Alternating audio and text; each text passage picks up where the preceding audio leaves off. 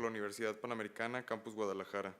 Cuenta con una especialidad en estructuras por la Universidad de Alberta, con una maestría en Ciencias de la Ingeniería y con un doctorado en Ciencias de la Ingeniería en la Pontificia Universidad Católica de Chile. Director de Zero Motion, empresa de ingeniería estructural y protección sísmica. Asesor y socio de CRL, empresa chilena de ingeniería estructural.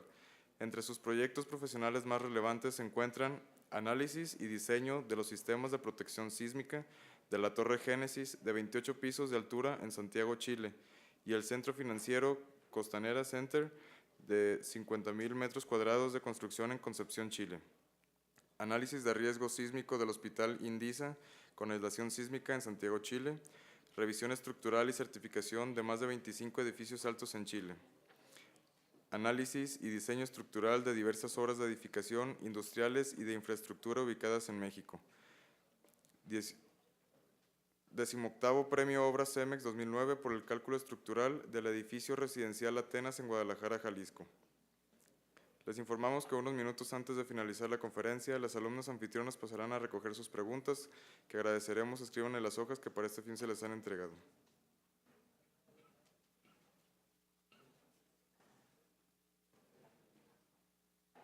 Gracias, Joaquín. ¿Se escucha bien? Buenas tardes. Caray, ¿me escuchan? Muchas gracias por la invitación. Es un privilegio estar hoy con ustedes. Hace 14 años yo estaba sentado de aquel lado y es muy padre poder estar ahora del otro. Esta presentación trata sobre, digamos, el futuro, el presente o el futuro de la ingeniería estructural. ¿Hacia dónde vamos? Y en mi opinión, lo que sigue son los sistemas de protección sísmica. Así que voy a dar una pequeña introducción para ir hablando de por qué esta propuesta. Voy a iniciar con una breve reseña histórica, partiendo de inicios del siglo pasado. Digamos, a partir del terremoto de 1906 en San Francisco, después en Italia y en Japón, nacen las primeras normas sísmicas.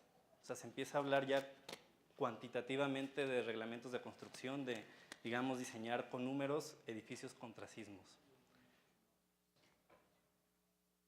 En 1941, digamos, es una fecha especial porque se publica una tesis del señor Hausner donde se empieza a hablar de la respuesta inelástica de edificios. Hasta antes de esta fecha no se sabía que los edificios tenían que disipar energía para soportar un terremoto, y él por primera vez menciona que una estructura puede absorber una gran cantidad de energía por medio de la llamada deformación plástica, es decir, es un concepto nuevo en estructuras, y solamente así será capaz de soportar un gran movimiento sísmico. Es decir, las estructuras no tienen la capacidad de resistir elásticamente la estructura, el terremoto. Tienen una capacidad limitada y por lo tanto tienen que absorber y disipar esa energía, si no, digamos, los edificios colapsarían, que es lo que había sucedido previamente. Después de 1969 al 73 suceden tres cosas interesantes. En el 69 se empieza a hablar del diseño por capacidad, es decir, se empieza a hablar de que las estructuras se deben de diseñar para poseer mecanismos adecuados para desarrollar ductilidad. Es decir, se empieza a hablar de que existan puntos de plastificación predefinidos que ahora llamamos rótulas. Y los mecanismos son, digamos, los mecanismos más adecuados son, digamos, rotulación de todas las traves o las vigas, y los mecanismos no deseados, por ejemplo, son los de pisos blandos. En este mismo periodo surge el espectro de diseño que lo usamos hasta el día de hoy. lo propone Newmark para un proyecto para la industria nuclear. Y digamos, un espectro de diseño, para los que no están muy familiarizados con el tema, es un envolvente de la respuesta de varios terremotos. Se hace una envolvente y nosotros utilizamos eso en los reglamentos para, digamos, para determinar cuál es la demanda sísmica en nuestra zona, ¿sí? Y ese concepto lo usamos todavía hoy. Es un concepto que tiene pues poquito más de 40 años de haber sido publicado. En el 71 hay un terremoto en San Fernando y hay un hospital. Este hospital tenía 2 o 3 años de ser inaugurado y el hospital pues prácticamente colapsó. Este tipo de eventos, digamos, llevan a pensar a la comunidad científica, a los ingenieros, que pues algo no anda del todo bien. Y posteriormente, en el 89 y en el 94, 2 terremotos también en California, en Estados Unidos. Un poquito después empiezan a recordar que esto ocurre, y hay otra cosa interesante. En 1994, el mismo hospital, el Olive, es reconstruido y es sobre reforzado. O sea, es decir, querían asegurarse de que tras una emergencia el hospital pudiera operar, y eso no ocurrió, a pesar de que el hospital no tuvo daño estructural, pero tuvo graves daños en su contenido. Las instalaciones contra incendio se rompieron, por lo tanto el hospital se inundó y tuvo que ser evacuado. Entonces, esto nos llevó a pensar otra vez que algo no andaba del todo bien. O sea, no es cuestión de poner estructura, de poner cantidad de concreto y refuerzo, porque de todos modos no podemos asegurar que el contenido va a estar seguro, ¿sí?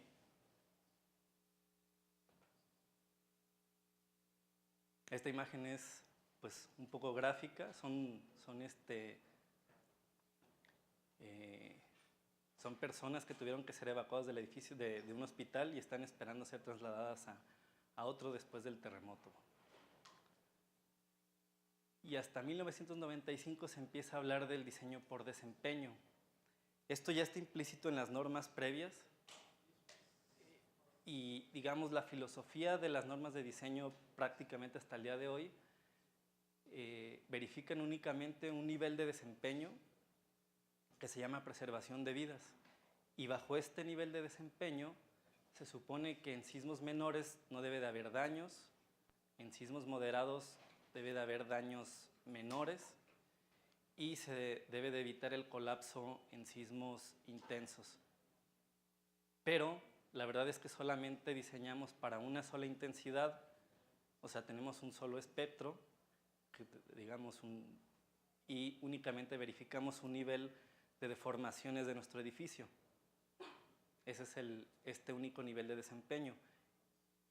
Y digamos, esta nueva filosofía habla de que debemos verificar más de un nivel de desempeño, dependiendo si nuestra estructura es básica, es esencial o es crítica. O sea, no es lo mismo un edificio de oficinas que un hospital o que una planta nuclear. ¿Están de acuerdo? O sea, van creciendo en importancia. Por lo tanto, el edificio, mientras más importante es, debe de ser operable, o digamos, debe de evitar daños en su contenido por lo importante que es de que opere tras la emergencia, o simplemente porque, no sé, porque es una planta nuclear, ¿no? Y digamos, este es el contexto para hablar de los sistemas de protección sísmica. Así que les decía que diseñamos para un solo nivel de desempeño, y digamos, hacemos changuitos para que ojalá en un terremoto pequeño no haya daños, o sea, que no haya daños al contenido, no haya daños en el edificio, y que ojalá para un terremoto grande el edificio no colapse, pero en realidad no lo verificamos. Y acá tengo un ejemplo del terremoto reciente en Chile, de magnitud 8.8, habrán oído de él. Y les voy a enseñar unas fotografías de edificios que cumplían con las normas en general, y es solo para recordar que suceden cosas, ¿no? No las voy a describir mucho, es más bien, digamos, para sensibilizarnos un poquito. Estos edificios fueron reparados. Obviamente no fueron reparados de inmediato. Algunos tardaron 1, 2, hasta 3 años. Este es el muro del núcleo de escaleras y ahí está uno de los muros en el suelo. Por lo tanto, eso de salir corriendo por las escaleras en un terremoto, pues no siempre es muy recomendable.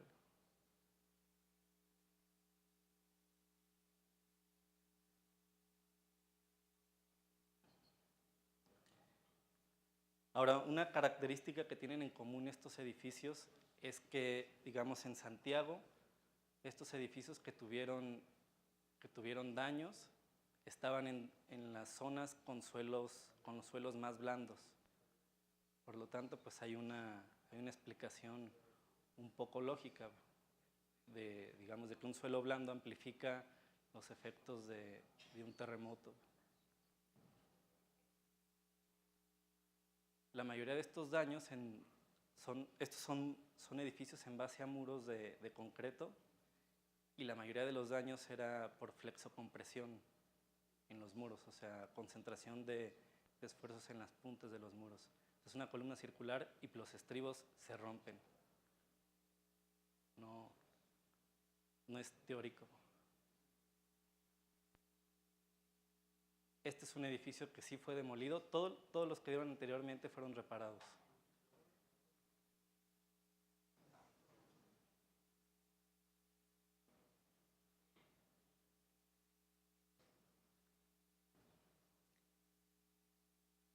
Y este edificio estaba recién construido. De hecho, alcanzan a ver la manta de que vengan y compren un departamento aquí. Es en Concepción, mucho más cerca del epicentro. Santiago estaba como unos 400 kilómetros del epicentro y, digamos, esta ciudad estaba, yo creo que poquito menos de 100. Y es el único edificio que colapsó. Entonces, digamos, un poco más sensibles al respecto, ¿no? De que pasan cosas a pesar de que cumplamos con la norma. Estos edificios tuvieron una demanda, yo creo que igual o ligeramente superior a la de la norma, y cumplieron con su digamos, con su función, preservar la vida de sus ocupantes, ¿no? En su mayoría, incluso el edificio que se cayó, la gente pudo salir, la mayoría de la gente pudo salir viva. El resto de los edificios, bueno, la gente sí se asustó, pero salieron caminando. Y acá hay una analogía también medio interesante. Cuando tenemos un accidente en un auto importante y el auto salva nuestra vida, pues no nos enojamos con el auto, ¿no? Más bien nos sentimos contentos de que el auto nos salvó. Hasta nos compramos otro igual.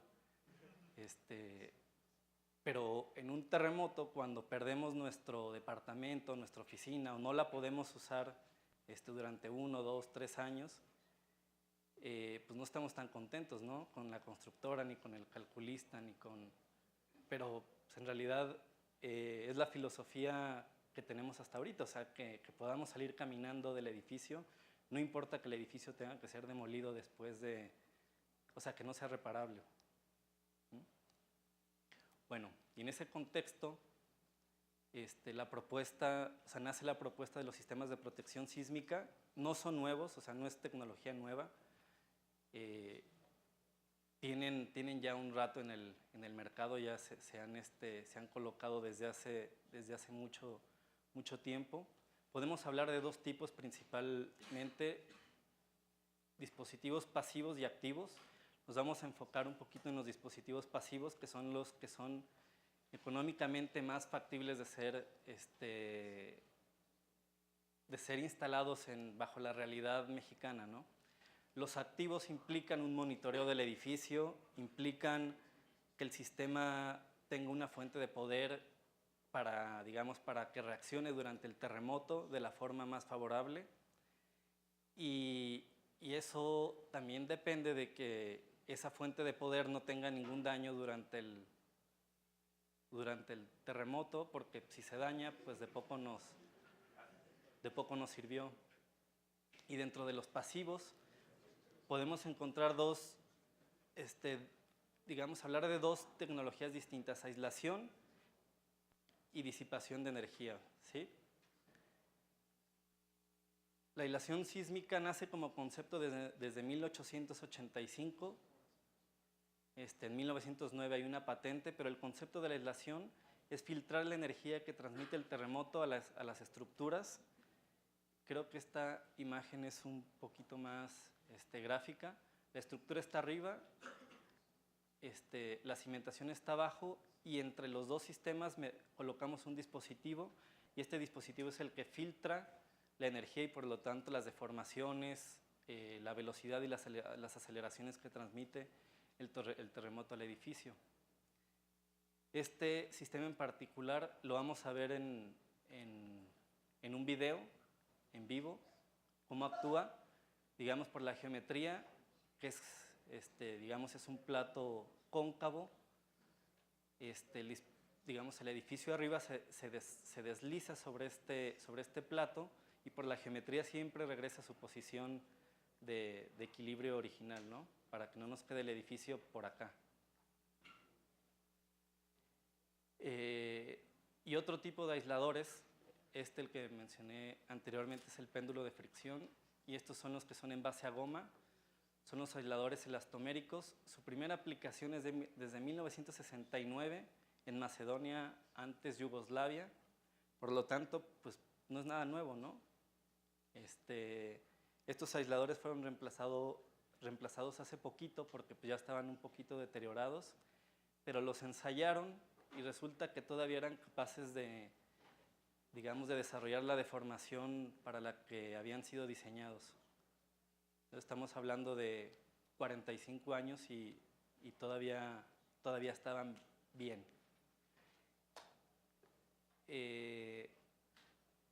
Esta es una aplicación real, es un anteproyecto para un hospital en Santiago. Y acá un video. En este video lo voy a explicar un poquito. Está la línea roja, que es el edificio aislado, y la línea negra, que es el edificio empotrado. Es el centro de masa del edificio, ¿sí? Son las deformaciones del centro de masa respondiendo a este terremoto. El edificio aislado no está estático, sí se va a mover en algún momento. Y el edificio empotrado, o sea, el edificio sin aislación, es el que, bueno, tiene deformaciones desde que inicia el sismo.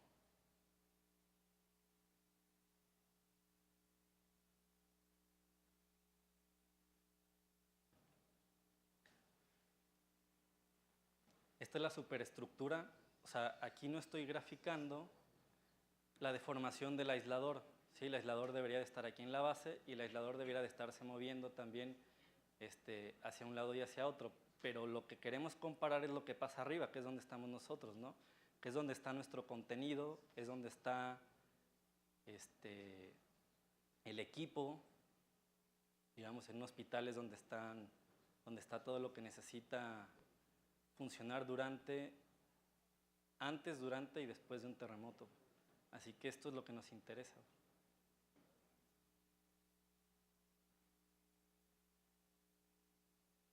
Sí hay un pequeño movimiento, ¿no?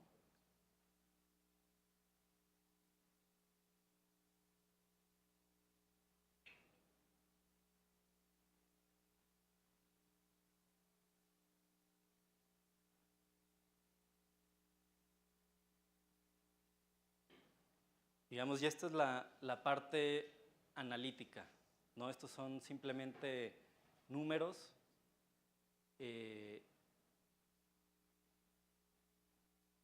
Lo que viene a continuación es otro par de videos, y ya no es la parte analítica, ahora es la parte experimental. Acá pues un marco sobre una mesa vibratoria unidireccional, sin aislación, y le pusimos pues adornitos, ¿no? Para ver qué sucede.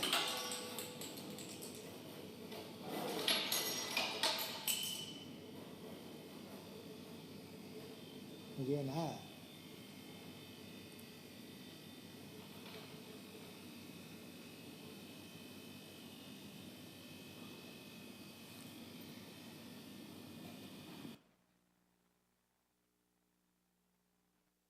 Y ahora vamos a ver la comparación del mismo sismo, el mismo marco, nomás un poquito más atrevidos, pusimos una jarra de agua arriba.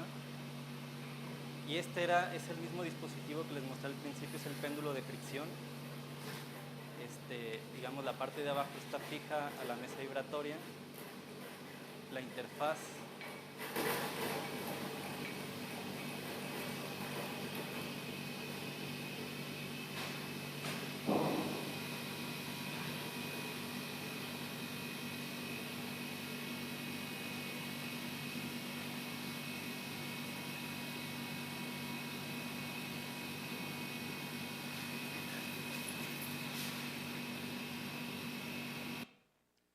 Entonces ahí queda un poquito más claro el concepto del filtro, ¿no? O sea, se filtra la energía, se filtran las deformaciones y las aceleraciones, sobre todo cuando hablamos de contenido. La aceleración en los pisos es lo que causa que los equipos se rompan o se caigan, ¿no? La masa por la aceleración es la fuerza que digamos que siente el contenido.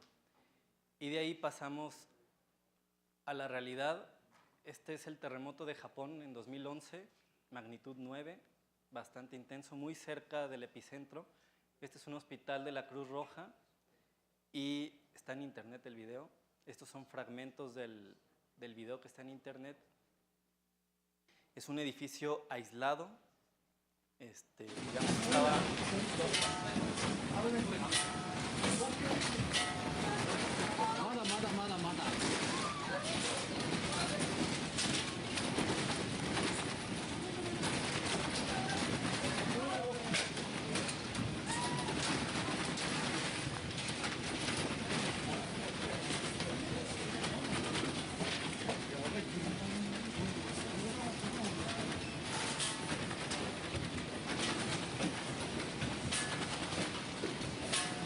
Yo creo que la gente, no es que estén deteniendo las computadoras, yo creo que más bien las computadoras están deteniendo a la gente, ¿no?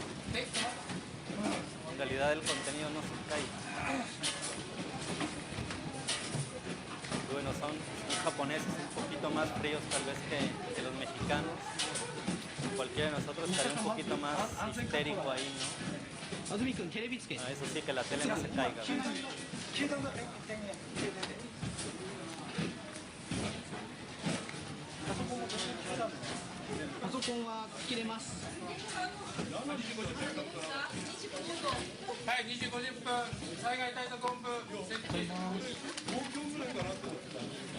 ¿Le pueden bajar un poquito el volumen para...?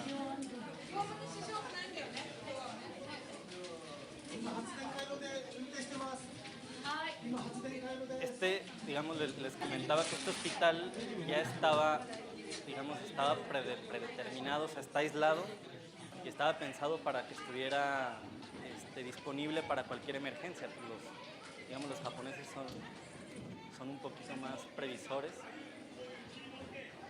Y la gente inmediatamente después del evento se empieza a organizar para la emergencia.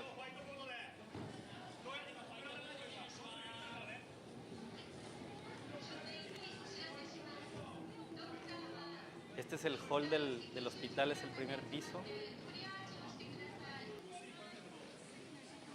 Y digamos lo van a habilitar para organizarse, para recibir en esa área pues toda la gente que pueda llegar pues, a solicitar atención. Este, estos edificios, los edificios aislados, digamos, no puedes evitar que se corte la luz en el exterior, ¿no? Pero sí puedes tener un generador interno y si está dentro de tu edificio aislado, pues no va a tener daño tu generador, así que puedes encenderlo y tener energía. Se puede cortar el agua, pero si tienes suficiente suministro al interior de tu edificio también puedes, puedes continuar operando.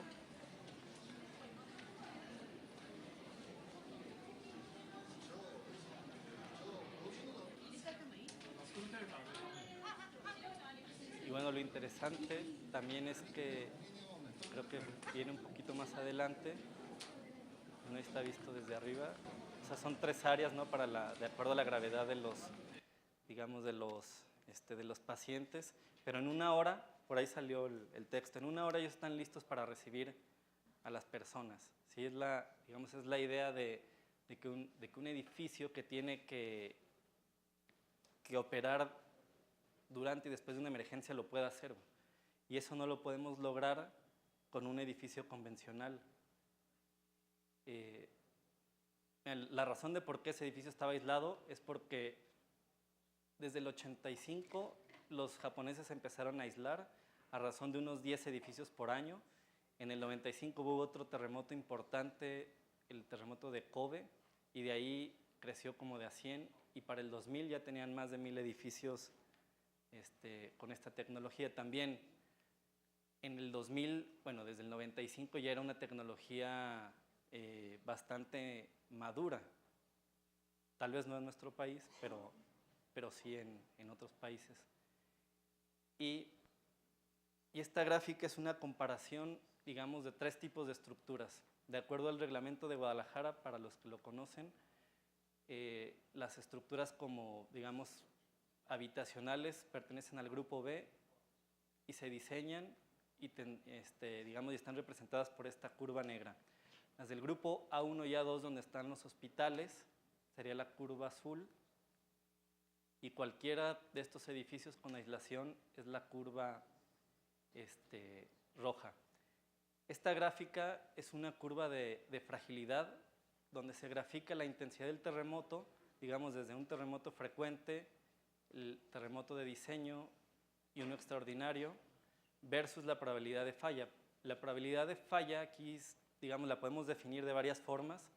Aquí la definimos como la probabilidad de que la estructura supere los límites que marca el reglamento. Por ejemplo, que supere la deformación de entrepiso, que supere las aceleraciones de piso.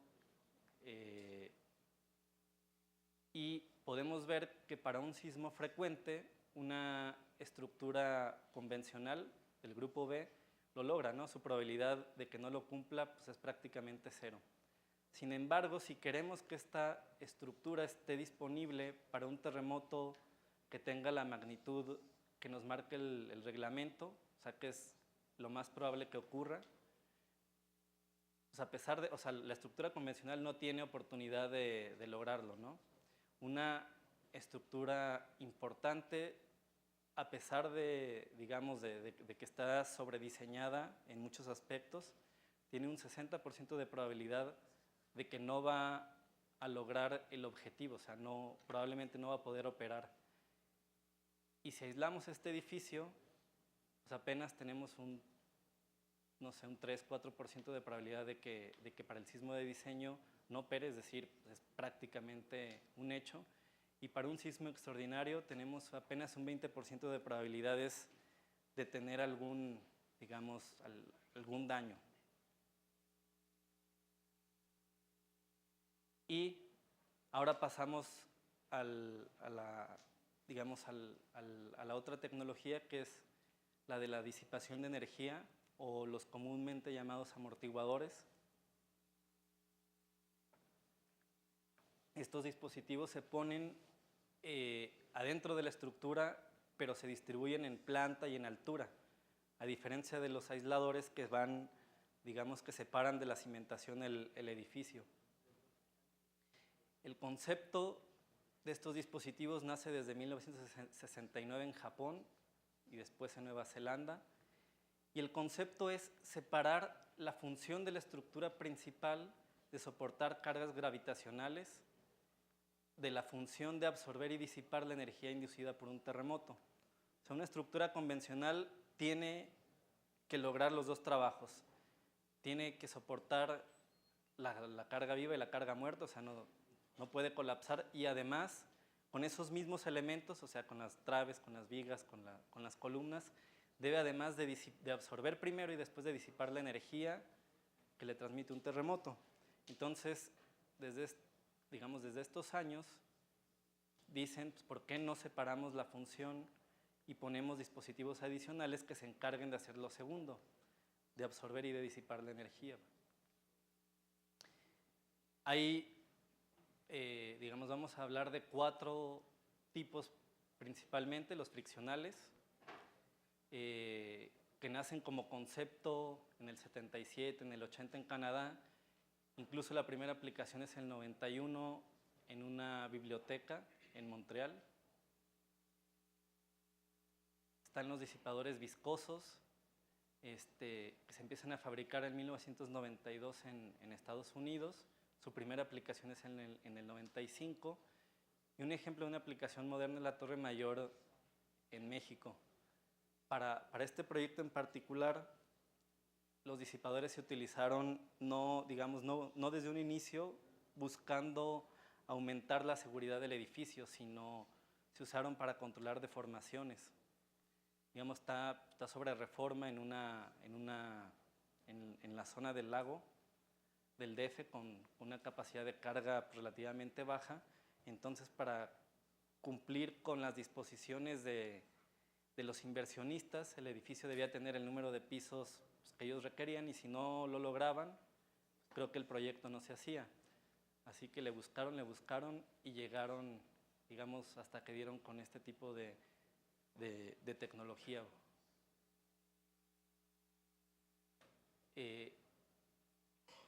Me salté los disipadores metálicos porque los vamos a ver en 2 casos prácticos, y voy a hablar un poquito de las masas sintonizadas. Las masas sintonizadas son masas que se ponen normalmente en los pisos superiores de los edificios, y como concepto nacen desde 1909 como una masa secundaria que se agrega a un sistema mecánico para disminuir el efecto de vibraciones en frecuencias de resonancia, es decir, para eliminar la resonancia de un sistema mecánico, ya que normalmente esa masa se sintoniza con la frecuencia de resonancia o con la frecuencia principal del sistema mecánico, y el que entra en resonancia es la masa secundaria y no el sistema principal. ¿Sí? Es una forma de protección. Se usa ampliamente en otras áreas de la industria, pero es hasta 1956 cuando se publica la teoría para su aplicación en estructuras. Estoy hablando de que esta masa, mira, aquí hay una foto. Una forma de lograr esto es colgarla del techo del último piso, y esto es un péndulo, ¿sí? Es el efecto de un péndulo. Por lo tanto, un péndulo tiene un solo periodo, ¿sí? Una sola frecuencia de vibraciones. Es un vibrador de 1 grado de libertad. Y los edificios tienen también un periodo fundamental, pero durante un evento sísmico se fisuran, sobre todo hablando de edificios de concreto, y su periodo cambia, normalmente se alarga. Entonces, ese era un problema: cómo sintonizar estas masas para un edificio sabiendo que su periodo va a cambiar. Porque si se sale de la frecuencia, de diseño, pues a lo mejor esa masa, en vez de hacerle un beneficio al edificio, lo va a perjudicar. La primera aplicación, las primeras aplicaciones en general son para viento, ya que en zonas donde no hay terremotos. Por ejemplo, esta es una torre tipo en Sydney, Y una de las aplicaciones modernas, también en Chile, reciente, son estas masas que se pusieron. Esta es la planta del edificio, es el Parque Araucano.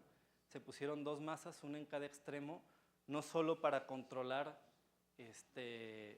la deformación del edificio, también para contrarrestar un poquito la torsión. Digamos, por la geometría, pues había algo de torsión en el edificio. Y estos sistemas tienen un buen potencial de ser utilizados porque se ponen en el último piso, así que no invaden las fachadas, no invaden los ejes que normalmente los arquitectos puede que no nos dejen o que no les guste, que intervengamos la estructura.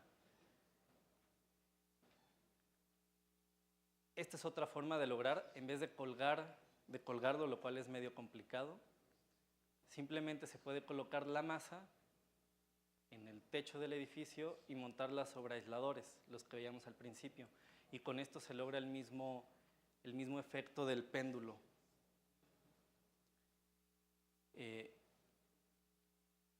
El tamaño de la masa, de esta masa secundaria que se cuelga o que se coloca en el techo de los edificios, es muy importante. O sea, si la masa es pequeña o si es grande, tiene un efecto muy, muy distinto en el edificio.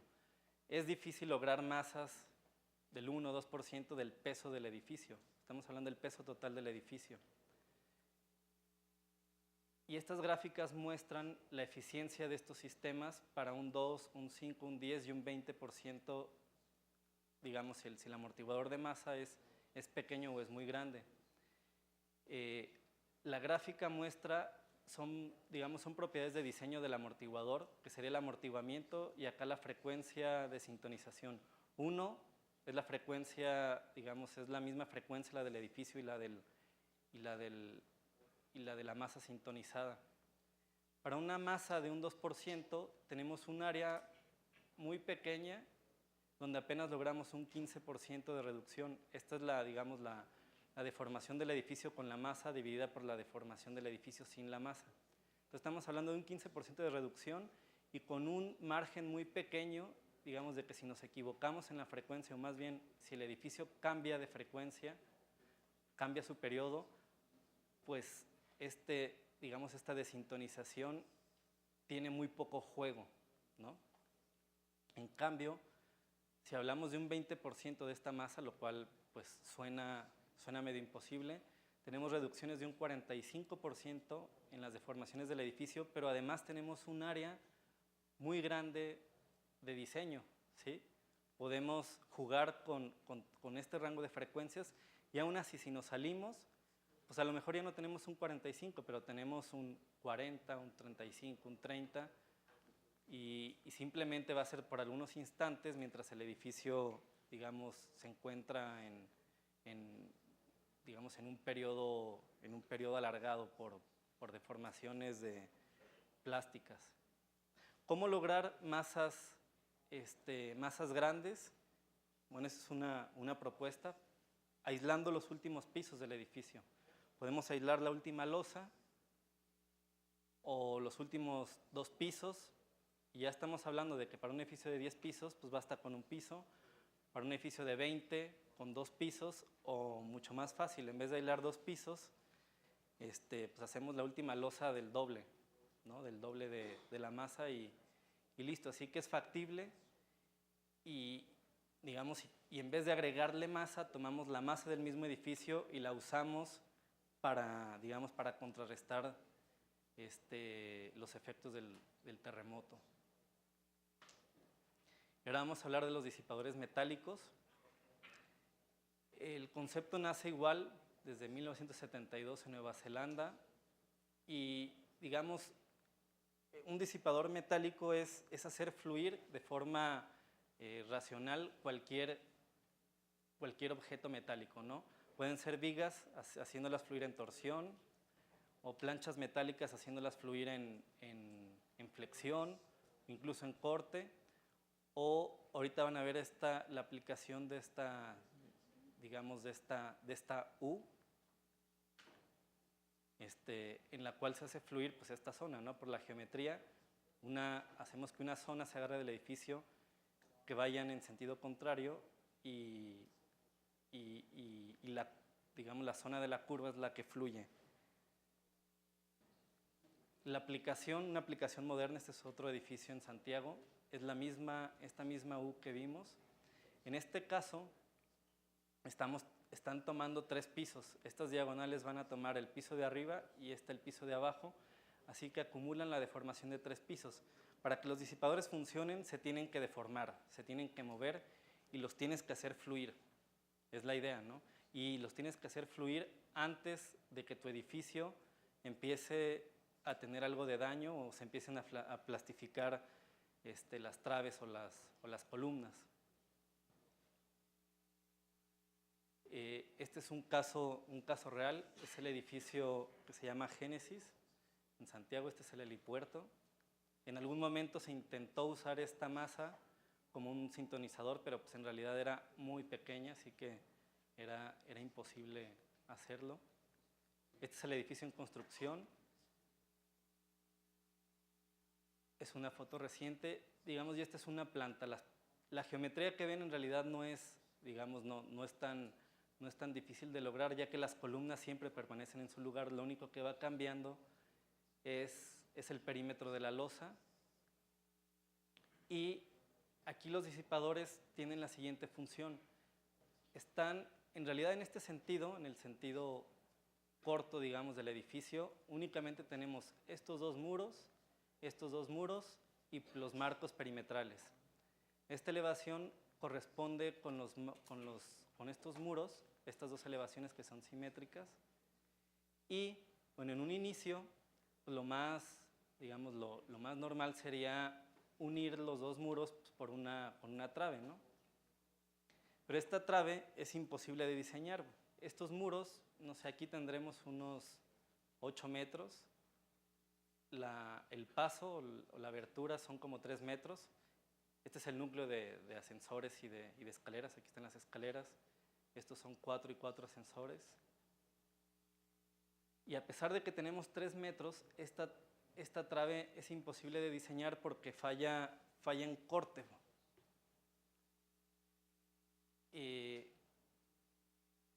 Pues hay dos alternativas. ¿Qué hacemos con esa trave? Le podemos bajar el acero de refuerzo para ponerle más estribos y evitar que falle en corte, pero estamos asumiendo que esa trave va a tener un comportamiento inelástico importante, por lo tanto va a tener un daño importante, se va a romper y está además en la entrada de nuestras oficinas, ¿no? O sea, probablemente nos va a bloquear los accesos o las salidas del edificio. Este es un acercamiento para ver lo que hicimos. En realidad,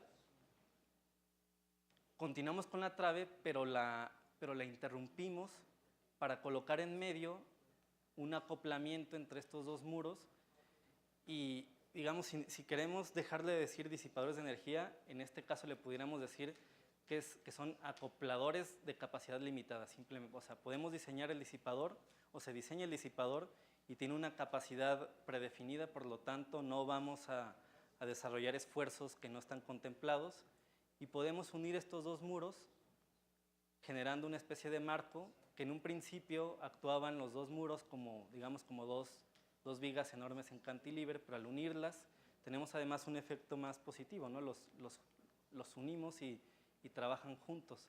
Este muro son como unos 8 metros, la planta son como unos 1000 metros cuadrados para poderlo dimensionar. Las propiedades dinámicas, este es en el sentido X, que es este sentido en el que estamos hablando, es el periodo fundamental del edificio, son 2.2 segundos. Y este es el prototipo, son los disipadores que se digamos, como empezó el diseño, los que se quisieron instalar aquí.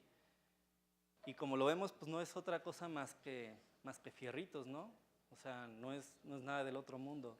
Son pernos, son planchas de acero, plaquitas.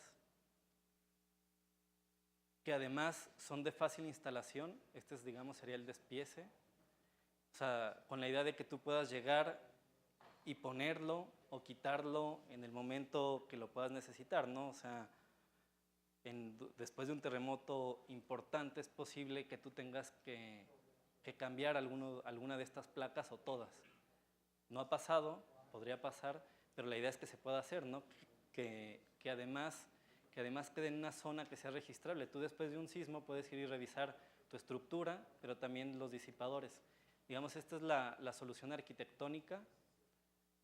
Como veían, está en la salida del hall de servicios, así que esta es la entrada, podría ser la entrada a tu oficina. Esta es la viga, son las dos vigas que acoplan el muro de la izquierda, el muro de la derecha. Y bueno, simplemente por cuestión constructiva aquí está el paso para instalaciones. Y bueno, otro tema importante es cómo asignamos la capacidad de estos disipadores en nuestro edificio. Bueno, yo creo que más bien hay que partir atrás. ¿Cuánto podemos poner, no? ¿Cuánto cabe aquí? Tenemos una viga de 75 centímetros, así que aunque quisiéramos poner 15 placas, no caben. Lo más que podemos lograr son alrededor de 40 toneladas, poner 6 placas, y esta es la distribución en altura, digamos, que trata de uniformizar la deformación del edificio. En negro es la deformación, es la envolvente de la deformación del edificio en altura, el número de pisos y la deformación, sin y con disipadores. La línea roja nos indica que logramos alrededor de un 20-25% de reducción en las deformaciones.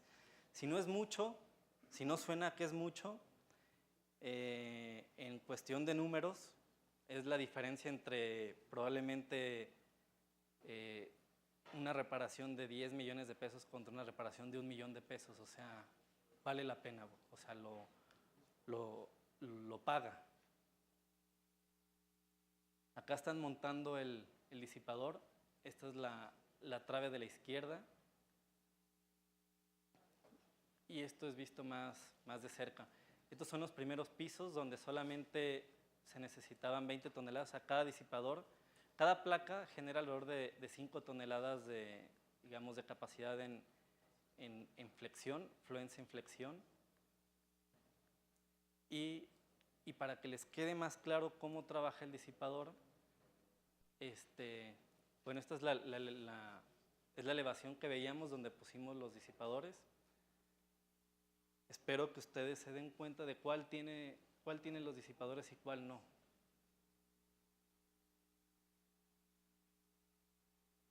Los dos se mueven porque, digamos, no estamos anulando la deformación.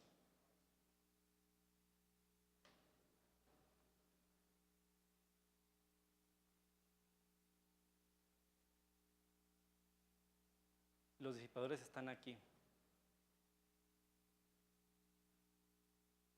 ¿Cuál tenía disipadores? El de la derecha. Sí, en el de la izquierda podíamos ver también la participación de los modos superiores, ¿no? Veíamos cómo se curvea un poco el edificio. Y uno de los efectos que tiene, digamos, estos dispositivos es aumentar también el amortiguamiento de tu edificio. Y uno de los efectos es anular la participación de los modos superiores, es decir, no participan, el edificio no tiene ese comportamiento tan irregular que, digamos, que genera concentración de deformaciones en los pisos de arriba y pues, que te genera daño. La respuesta es más uniforme,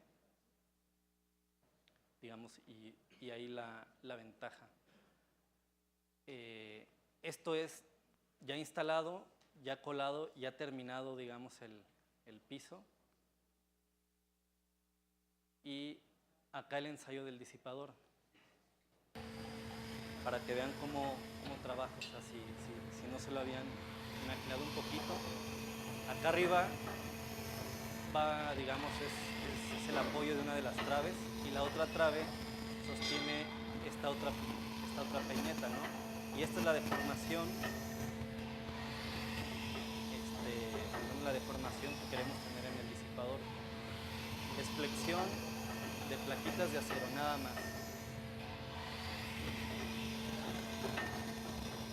Un tema interesante es que las planchas cuando llegan a su deformación máxima pues suben un poquito, ¿no? Porque el cateto no es igual a la hipotenusa. Los disipadores, digamos los iniciales, empotraban las placas de los dos lados, así que el disipador, además de flexionarse, tenía que acomodar esta deformación axial. Este ensayo es una armónica, o sea, es un seno a la deformación máxima esperada para el disipador. En realidad, durante un terremoto, el edificio nomás tiene unos 2 o 3 ciclos de deformaciones así de grandes. Y bueno, también estamos viendo fragmentos del ensayo. O sea, el ensayo son 6 minutos en el que tarda en romperse esta segunda pieza.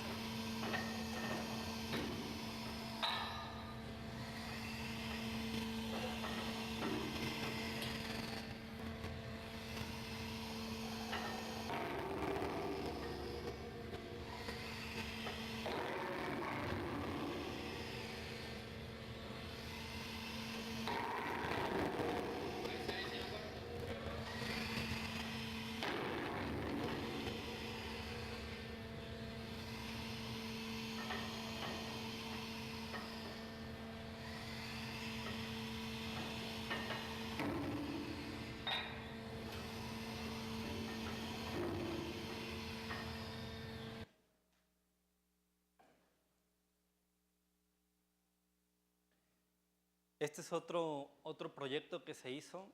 Es un solo edificio lo que estamos viendo. Es el Centro Costanera, este es en Concepción. Hace rato veíamos el edificio que había colapsado.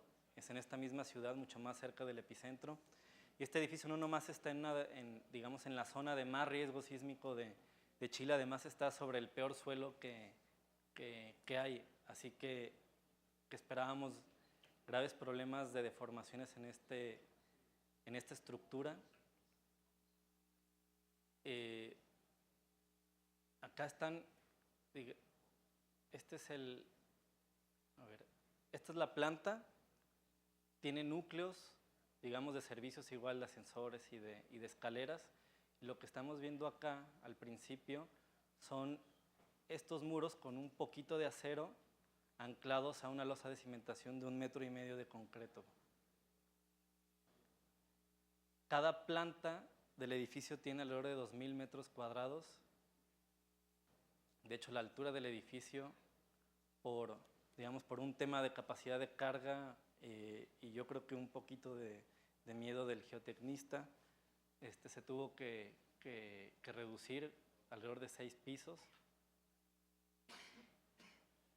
Y bueno, tomamos el edificio, que este edificio tenía problemas, o sea, había un problema que atacar.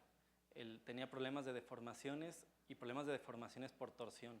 O sea, la geometría es medio complicada, tenía que estar unido a fuerza. Y los ejes que al final resultaron como óptimos para ser intervenidos es el eje D, el eje P, porque aquí está el centro de masa del edificio, y en este sentido, en el sentido corto del edificio, en el sentido corto de esta ala, el eje 15. Digamos, decidir que esos ejes eran los más convenientes tampoco es obvio. O sea, hay que investigar un poquito dónde nos están funcionando mejor, y dónde no están trabajando. Probablemente al final dices, pues es un poquito, era fácil llegar a esa conclusión, ¿no? Este es el eje más lejano que podemos intervenir, así que si tú te alejas tienes más brazo de palanca con respecto al centro de masa. Igualmente este eje, que multiplicado por este brazo de palanca, pues digamos la acción de los disipadores se incrementa, y la del centro, pues para controlar las deformaciones al centro del edificio. Y estas son las elevaciones, muy parecido al caso anterior, las elevaciones con los digamos, de los ejes, y es el mismo concepto, tomar los muros y acoplarlos mediante vigas interrumpidas con estos disipadores. Esta es la respuesta del edificio en el sentido X y en el sentido Y. O sea, nuestro problema estaba en las deformaciones del edificio en este sentido. Por lo tanto, poner aquí y poner acá pues era la mejor solución, pero además, como el edificio se torcía, si poníamos en este sentido, pues podíamos controlar un poquito la torsión interviniendo este eje. Esta es la reducción de deformaciones en el centro de masa, el edificio sin disipadores, y 30, 40 y 50 toneladas. Con 30 toneladas cada disipador ya teníamos un 27% de reducción de las deformaciones. Digamos, por norma el edificio andaba por aquí de 2,5 y teníamos que estar abajo de 2. Pero al poner un registro, en realidad las deformaciones eran un poquito superiores. Entonces, digamos, la idea era que con disipadores teníamos que llegar acá al 2 por 1000. Esta es la distribución que se propuso. El eje D1 es el eje en el extremo izquierdo, el eje P es el que está en el centro de masa y el eje 15 es el que está en el sentido X del edificio. Y el eje P, que es el que está en el centro de masa, era el que al que le íbamos a poner más capacidad en estos pisos, y el resto de los ejes bastaba con 20 toneladas para controlar el edificio. Ya para concluir la presentación, esta gráfica nos muestra, digamos, la historia del universo. Si lo pusiéramos en un calendario partiendo del 1 de enero hasta el 31 de diciembre. La Tierra se formó más o menos, no sé, entre septiembre y octubre, y nosotros aparecimos en las últimas horas del 31 de diciembre. ¿Sí? O sea, en otro contexto, la Tierra tiene como 4.500 millones de años, y nosotros, los registros más antiguos que tenemos son de los chinos hace como en el 3000 antes de Cristo. Y a lo que voy con esto es, digamos, cómo vamos a poder hacer predicciones de un fenómeno que apenas conocemos. ¿Sí? Hace 3000, en el 3000 antes de Cristo, hace 5000 años, hay descripciones de que temblaba, pero no tenemos ni siquiera 100 años registrando realmente esos terremotos, así que no es, o sea, yo pienso que no es probable que podamos adivinar en el corto plazo qué es lo que va a pasar, porque cada evento sigue siendo distinto, y estadísticamente pues la muestra que tenemos es insignificante, ¿no?, contra la edad de la Tierra. ¿Por qué es relevante esto para Guadalajara? Porque el sismo más grande que se ha registrado en México, bueno, en este siglo y en el anterior, ocurrió en 1932 al sur de Guadalajara con una magnitud 8.4. Así que el terremoto más grande de México ocurrió cerca de Guadalajara, y aunque ya tiene un rato sin temblar, eso lo único que significa es que, digamos, esos mecanismos que originan los terremotos, lo único que están haciendo es, pues están concentrando más energía para que sea liberada cuando más olvidados estemos del tema. Gracias.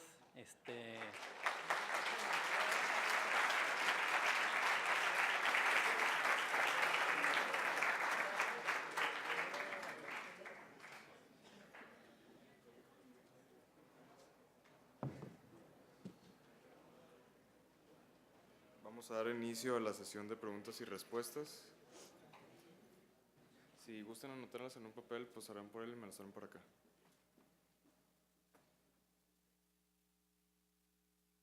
Para determinar el punto de desempeño de las estructuras, el FEMA nos propone el método de coeficiente de desplazamiento, el ATC el espectro de capacidad y el Eurocode propone el N2. En su opinión, ¿cuál es el método más recomendable y cuál es usado en el código chileno? Digamos, esos métodos son bastante modernos, pero digamos ese punto de desempeño requiere de un análisis estático no lineal, lo cual no es muy convencional y no es obligatorio para todas las estructuras. Cualquiera de los métodos es bueno, el chiste es saberlo aplicar porque los resultados son, pues tienes mucha información que hay que saber leer. En Chile las normas están evolucionando también a raíz del... O sea, todas las normas en general tiene que haber un temblor para que cambien, ¿no? Y vuelve a temblar y vuelve a cambiar. Y así vamos a seguir durante un rato, yo creo. En Chile lo que cambiaron después del terremoto del 2010 es que piden verificar mediante diagramas de momento curvatura, es decir, tratar de ver el comportamiento no lineal de los muros. Y en base a eso se determina cuánto se confinan, por ejemplo, los muros en las puntas y también se verifica que el edificio tenga la capacidad de, digamos, de sostener la rotación que el sismo le imparte. O sea, se verifica que se pueda deformar, pero no, digamos, no llega, digamos, no se usan este tipo de metodologías que son puntos de desempeño. O sea, esas metodologías combinan el espectro de diseño que estamos acostumbrados a usar y, digamos, buscas el punto en el cual choca tu curva de respuesta inelástica con el espectro. O sea, mezclan digamos, dos conceptos distintos. Uno que viene de un análisis lineal, que es el que se hace con el espectro, y el otro de un análisis inelástico. Yo creo que esas normas también tienen que ir evolucionando digamos, para que tengan un mayor auge. Yo creo que lo que viene es lo que están proponiendo en Italia y en Nueva Zelanda, que son el diseño por desplazamientos. O sea, ya no tomar una fuerza y decir cuál es la fuerza que nuestro edificio debe de soportar, sino porque no existen fuerzas, lo que existen son deformaciones. Y esa deformación origina las fuerzas. Entonces, más bien, lo que están tratando de hacer es verificar primero que tu elemento pueda sostener esa deformación y después reforzarlo. Yo creo que va más por ahí, en mi opinión, pues. ¿Sí? ¿Alguien más tiene alguna pregunta que quiera hacer?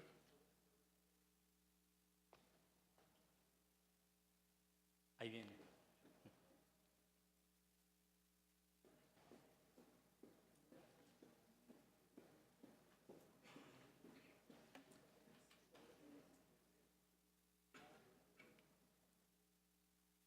¿Qué tan factible económicamente hablando es un sistema de aislamiento en Guadalajara y cuál sería el más recomendable en residencia de acuerdo a normativa?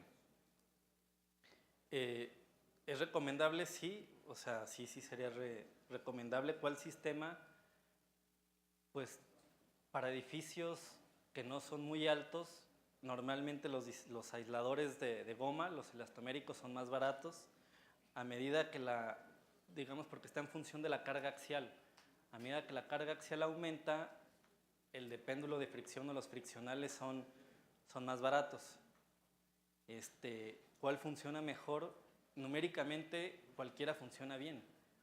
O sea, más bien, pues lo que tendremos que hacer es saber cuál es nuestro mejor proveedor y usar el sistema de aislamiento más económico, ¿no? Pues buscando proveedores que por ahora cualquier proveedor tiene que venir del extranjero.